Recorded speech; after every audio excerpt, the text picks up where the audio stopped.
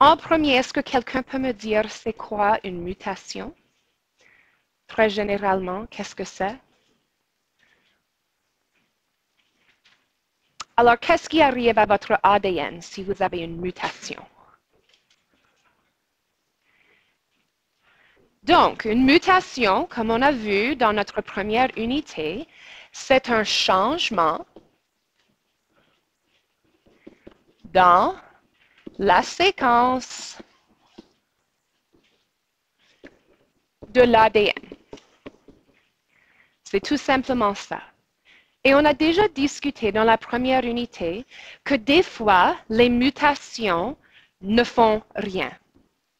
Donc, des fois, scénario 1, la mutation est silencieuse. Ça veut dire on a changé l'ordre, mais ça n'affecte pas la protéine qui est produite, puisque le code pour votre ADN est redondant. Beaucoup de différentes séquences vont vous donner le même acide aminé. Si c'est une mutation silencieuse, il n'y aurait pas de changement dans le pool génétique. Donc, celui-là n'est pas notre emphase ici, mais c'est un type de mutation. Deuxième type de mutation, c'est celui qui cause un changement. Dans cette catégorie, on a appris dans la première unité, on peut avoir des différents types de mutations. Faux sens, non-sens, mutation par décalage. On va concentrer ici sur faux sens, parce que ça change le code, mais ça fonctionne encore. Les mutations, faux sens, changent l'acide aminé et changent donc la protéine qui est produite, qui va avoir probablement un effet sur la cellule. Et ces mutations peuvent être avantageux, peuvent être désavantageux. Et ça, c'est vraiment un point clé ici. Ce n'est pas toujours un désavantage avoir une mutation. Dans le sens positif, je vais simplement noter ici résistance au VIH, comme on a vu dans le texte. Vous n'avez pas besoin de mémoriser les détails spécifiques d'un exemple particulier, mais simplement de reconnaître, c'est possible d'avoir une mutation qui te rend plus résistant au VIH. Est-ce que vous connaissez d'autres exemples où quelque chose est résistant et ça, c'est un avantage? Alors, pensons aux insectes. Est-ce que vous connaissez un exemple par rapport aux insectes qui serait avantageux? Oui?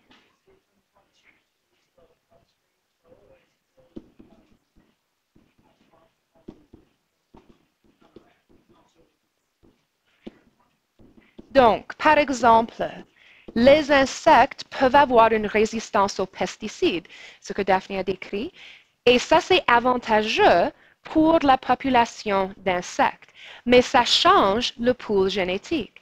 Seulement les insectes résistants vont survivre, seulement leurs copies d'allèles vont être passées à la prochaine génération. Est-ce que quelqu'un connaît un exemple d'une mutation qui n'est pas favorable, quelque chose qui serait désavantageux?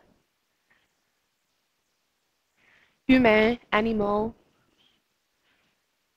Alors, on peut être vrai ici. Il y a une mutation qui cause l'anémie falciforme. Ça, c'est la condition où vos globules rouges ne sont pas la bonne forme et donc vous ne pouvez pas bien transporter l'oxygène. Alors, ça, c'est certainement une condition humaine qui est causée par une mutation. Mais on pourrait imaginer un scénario qui n'est pas nécessairement une chose actuelle. Si on a une mutation qui te cause à ne pas être capable de voir, alors qui cause une personne à être aveugle, ça serait un désavantage. Alors, si je pourrais dire en général, si on enlève une fonction avec une mutation, ça c'est désavantageux typiquement. Donc, les mutations peuvent être rien, ils peuvent être avantageux, ils peuvent être désavantageux. Mais puisqu'on change la séquence de l'ADN, on change le pool génétique.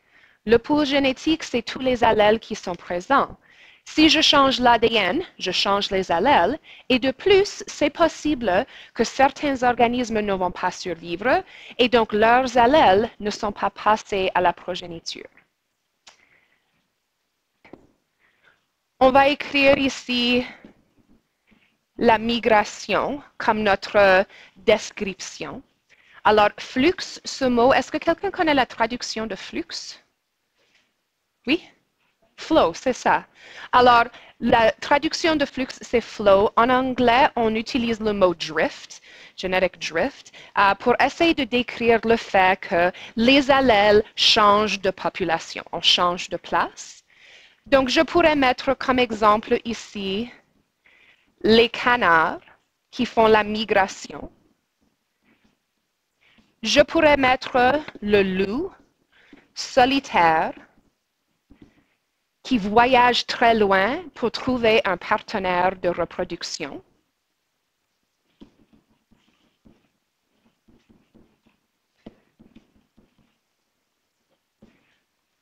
Et nous pouvons aussi ajouter un autre exemple.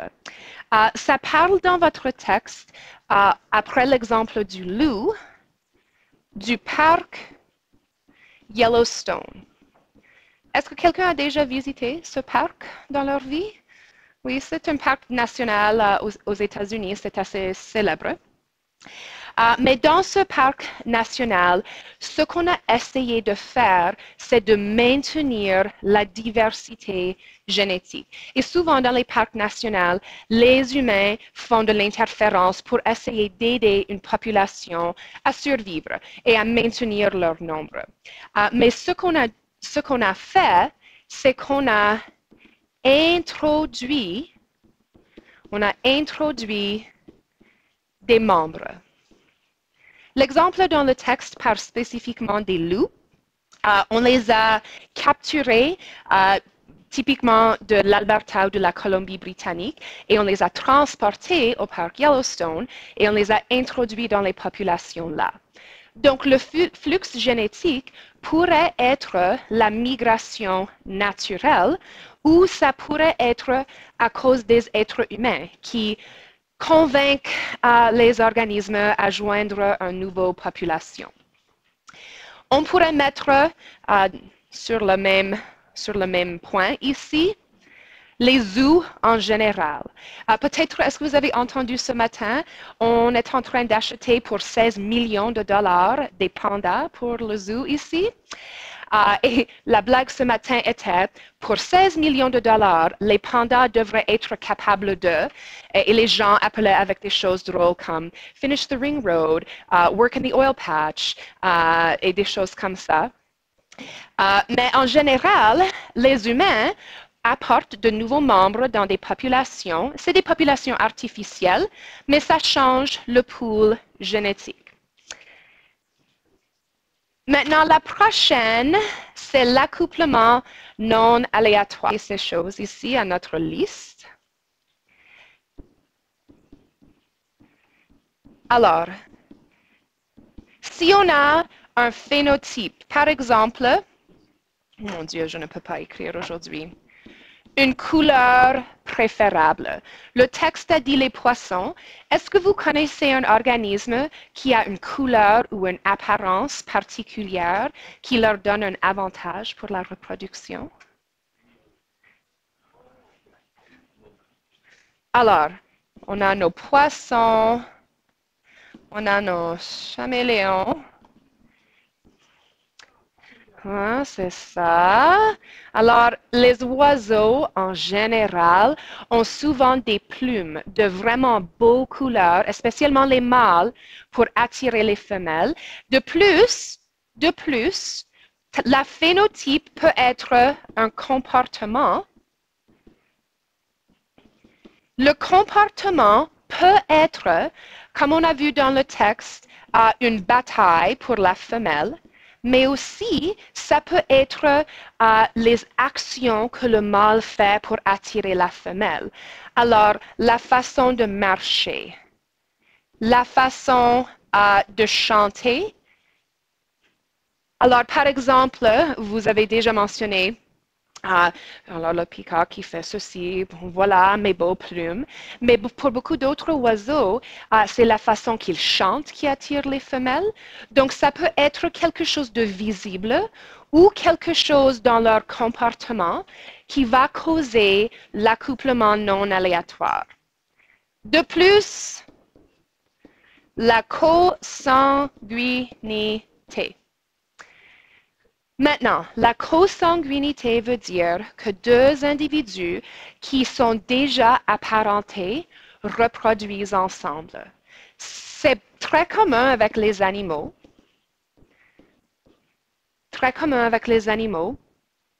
Que des membres d'une population qui sont prochement liés, par exemple, qui sont techniquement frères et sœurs, vont reproduire ensemble. C'est très commun dans le monde animal. C'est aussi très, très commun avec les plantes. Les plantes ne peuvent pas se déplacer. Donc, des fois, une plante va s'auto-féconder. Alors, il va féconder lui-même. Ou il va féconder la plante juste à côté de lui, qui est peut-être sa plante mère ou sa plante fille. Alors, on a auto-fécondation ici, comme un autre exemple.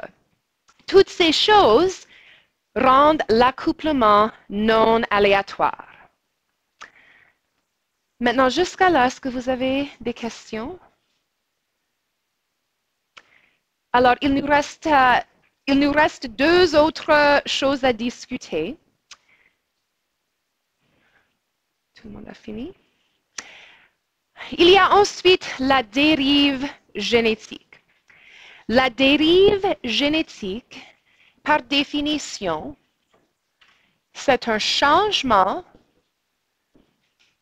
des fréquences alléliques à cause d'un événement aléatoire. Ça se passe souvent lorsqu'il y a peu de reproduction et ou une petite population. Et l'exemple de fleurs démontre ça. Il n'y avait pas beaucoup de fleurs et par chance, les fleurs pâles ne sont pas reproduites. Alors après 3 générations, il n'y avait plus de fleurs qui étaient pâles. Dans la section dérive génétique, nous avons 2 autres sous-exemples qui ont leur nom spécifique. Un s'appelle l'effet fondateur et l'autre l'effet d'étranglement. L'effet fondateur se passe typiquement lorsque un ou très peu organismes forment la base d'une nouvelle population.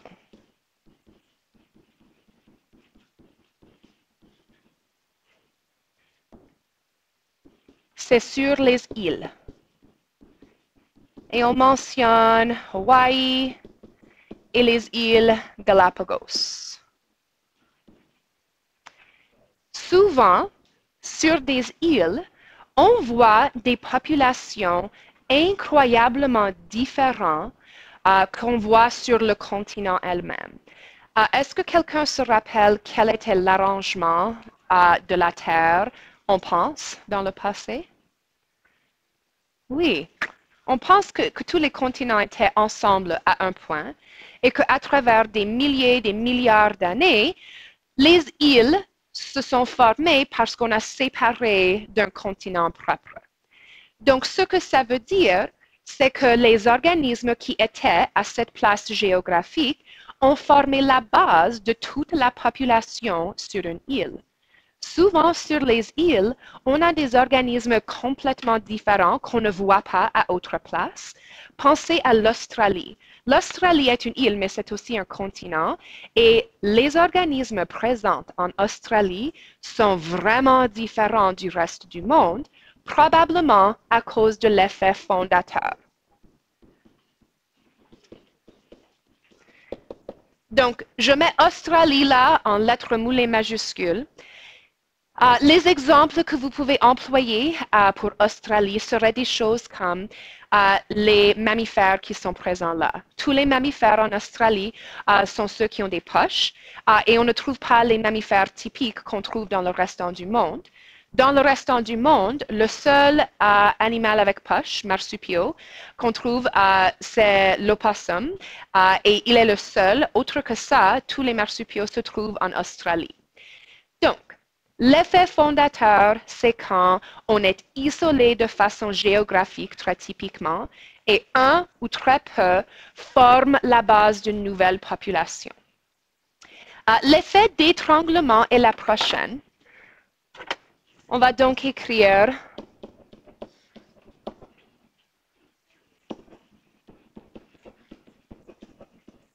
lorsque beaucoup d'individus sont morts.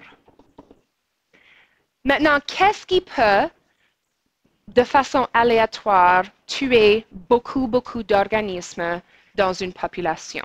Est-ce que quelqu'un a une idée de quelque chose qui peut leur tuer? Fantastique.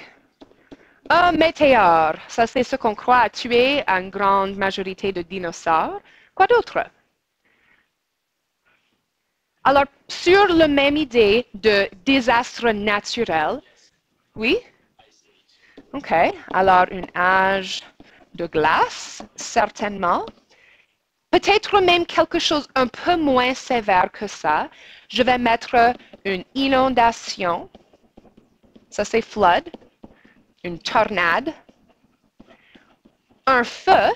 Alors, un feu de forêt va rapidement tuer beaucoup de membres dans la population végétale, mais probablement aussi la population animale. On peut aussi mettre une maladie de quelque sorte, donc un virus ou quelque chose comme ça.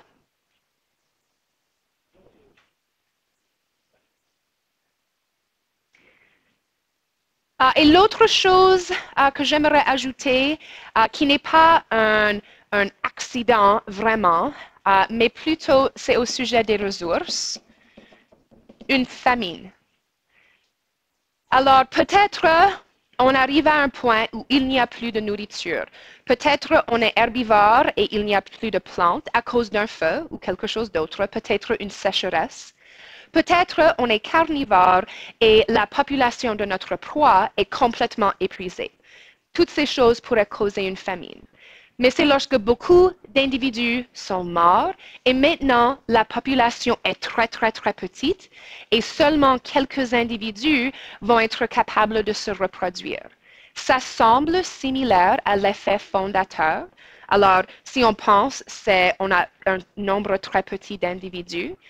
Mais la différence, je pense, c'est l'effet fondateur n'est typiquement pas à cause d'un désastre ou une catastrophe, c'est à cause simplement du mouvement des organismes, tandis que l'effet d'étranglement, c'est lorsqu'on tue beaucoup d'organismes. Dans l'effet fondateur, on n'a pas besoin de tuer les organismes, simplement un ou quelques organismes partent et forment une nouvelle population. Maintenant, la dernière chose, c'est la sélection naturelle. Et puisqu'on a déjà discuté beaucoup la sélection naturelle, je pense que quelqu'un peut me dire, c'est quoi? Qu'est-ce que c'est la sélection naturelle? Oui, c'est ça. C'est la survie des organismes les mieux adaptés. Donc, est-ce que la sélection naturelle est vraiment différente des autres 4 choses? Non. Dans chacun des autres 4 exemples, la sélection naturelle arrivait. Par exemple, dans l'effet d'étranglement, Peut-être les organismes qui ont survécu parce qu'ils pouvaient courir plus rapidement et donc ils se sont échappés du feu ou de l'inondation. Peut-être ça c'est la raison.